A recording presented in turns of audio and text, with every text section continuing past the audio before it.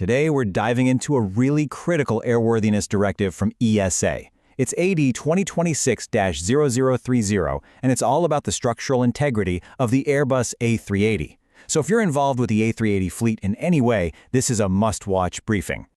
So, back on February 26, 2026, EASA put this directive out.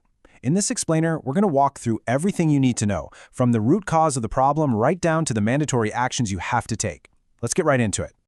We're going to start with the why, the unsafe condition that EASA pinpointed. Then we'll cover exactly which A380s are affected. From there, we'll get into the nuts and bolts of the required inspections, talk about the permanent fix, summarize what this all means for management, and then wrap up with your clear-cut compliance duties. Okay, first things first. Why did this AD even get issued? Well, it all boils down to a potential unsafe condition that was uncovered during flight testing. So this right here is the worst-case scenario. A piece of the wing, a flap track fairing, could fail and break off, potentially hitting our control surface and making the plane harder to fly. But what's causing this risk? Well, it all started when engineers found unexpected aerodynamic loads and vibrations on the wing. Basically, forces that the original design just didn't account for. And you can see the chain reaction laid out perfectly here. Those unexpected forces put a ton of extra stress on the attachments that hold these fairings in place. Over time, that stress can weaken the structure, which creates a real risk of it failing and, you guessed it, detaching in the middle of a flight. The whole point of this AD is to break this chain before it ever gets to that final step. All right, next up, which specific aircraft are we talking about?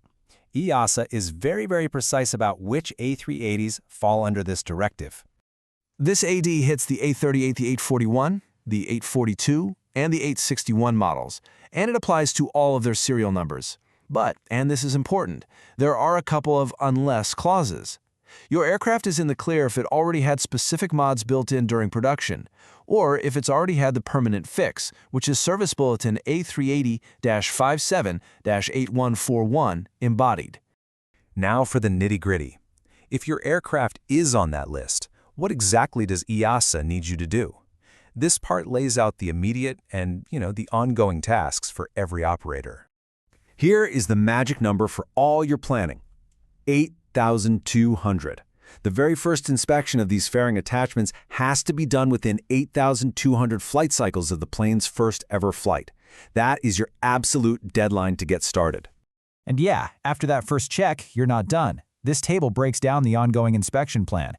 You have to inspect the forward attachments on flap track fairings number 2 and number 5 on both the left and right wings. So, after that initial inspection by 8,200 cycles, you have to do it again every 400 flight cycles. All the details for this are laid out in Service Bulletin A380-57-8280. And let's be crystal clear on this. This is completely non-negotiable. If any of those checks turn up a problem, what the Service Bulletin calls a discrepancy, then you are required to perform the corrective actions right away. Finding the problem is only half the battle. You must fix it. Having to do inspections every 400 cycles is a pretty big deal for operations. That's why EASA and Airbus provided a permanent fix. This gives operators a really important strategic choice for how they want to manage their fleet long term. So what's the choice? Well, on one side, you can stick with the repetitive inspections. That means you're dealing with recurring downtime, ongoing costs, and constant planning. On the other side, you've got the terminating modification, a one-and-done action that fixes the problem for good and means no more inspections under this AD. And here it is, the official way out of those repetitive checks. You have to incorporate Airbus Service Bulletin A380-57-8141. This modification basically beefs up the fairing structure and permanently solves that unsafe condition. Once that's done, the inspection requirement for that specific aircraft goes away. Okay, let's zoom out for a second and look at the big picture. What does all of this really mean for the folks in safety, quality, and of course, airline leadership? This chart just says it all, doesn't it?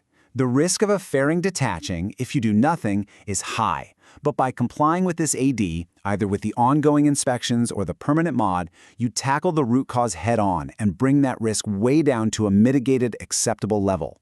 This is really what continued airworthiness is all about. For management, the takeaways are pretty straightforward. If you don't comply, you risk having your aircraft grounded. Period. To comply, you need to plan for downtime, whether it's for the quick inspections or the bigger modification.